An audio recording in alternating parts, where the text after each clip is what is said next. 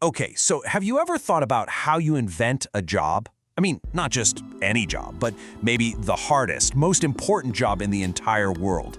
Well, today, we're going to get into the amazing story of how the American presidency was basically made up from scratch. And you'll see how the choices they made way back then still affect, well, pretty much everything today. All right, I want you to picture this. You've just fought a gigantic war to get rid of a king, King George III. You won. Awesome. But now what? You've got this brand new country, but no leader. And the one thing everybody, and I mean everybody, agrees on is that you do not want another king. So what do? So the founders came up with this new title, the president. It sounds pretty official, right? But here is the absolutely wild part. There was no rule book, no instructions, no how-to guide at all. The very first person to get this job would have to figure it all out on the fly, basically creating the user manual for every president that came after him. And that first person to step into this great big unknown was, you guessed it, George Washington. He knew he was in totally new territory. He actually said it himself, "I walk on untrodden ground." He was literally inventing the job with every move he made, and he knew the whole world was watching. Talk about pressure. Washington knew how important this was, and he was a very, very serious guy. There's this great story where one of the founders, Gouverneur Morris, bet Alexander Hamilton that he wouldn't dare just casually walk up and give Washington a friendly slap on the back. Well, Morris did it, and Washington just stared him down with this ice-cold glare. Morris later said it was the most embarrassing moment of his entire life. He definitely lost that bet. That kind of tells you everything you need to know about the respect people had for him and this brand new office.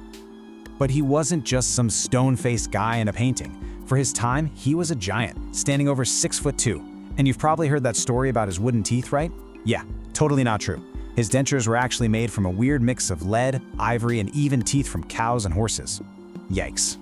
So after Washington set the bar, a massive fight broke out about what the presidency should be.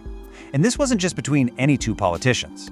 This was a fight between two best friends, John Adams, who was the second president, and Thomas Jefferson, who was the third. And their different ideas about this job would completely tear their friendship apart.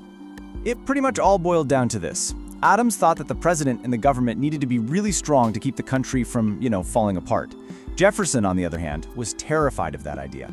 He worried that a president with too much power would just turn into another king. And this huge disagreement wasn't just about them. It kicked off the first big political battle in the country, and it basically created the two-party system we still see today. And just like today, things got personal and nasty. The insults started flying almost right away. Adams's team started calling Jefferson a Jacobin. Now that word probably sounds a little weird to us, but back then, that was like calling him a dangerous, out-of-control radical who just wanted to tear everything down. Of course, Jefferson's team had the perfect comeback. They called Adams a monarchist. Now remember, in a country that had just fought a whole war to get rid of a king, this was the worst thing you could possibly call someone. It was like shouting, "This guy wants to be a new king! He wants to undo the entire revolution!" It really shows you just how scared people were of losing their freedom again. So after the first few presidents, who were all these kind of fancy, well-educated founders, America elected someone completely different, Andrew Jackson. He wasn't a rich guy with a huge estate or a fancy lawyer. He was tough, a real rough-and-tumble guy from the frontier. Jackson's life story is like something out of an action movie. He grew up an orphan. As a young man, he got in a duel to defend his wife's honor, and he got shot in the chest. He even carried that bullet around with him for the rest of his life. He became a famous general, a war hero, and that's what made him so popular he eventually became president. Now, because Jackson was popular with the common people, the powerful, established politicians were scared of him. So his election in 1828 got incredibly mean. His enemies printed this flyer, the Coffin Handbill, that showed a bunch of coffins to try and convince people he was a cold-blooded murderer because of things he'd done as a general. It was one of the first and one of the nastiest political attack ads in history.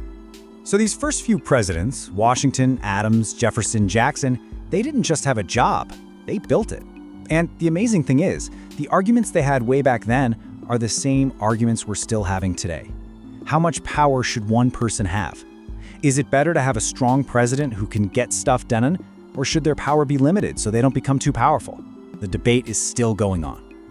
As the years went by, the job got way more complicated, but the main responsibility never changed.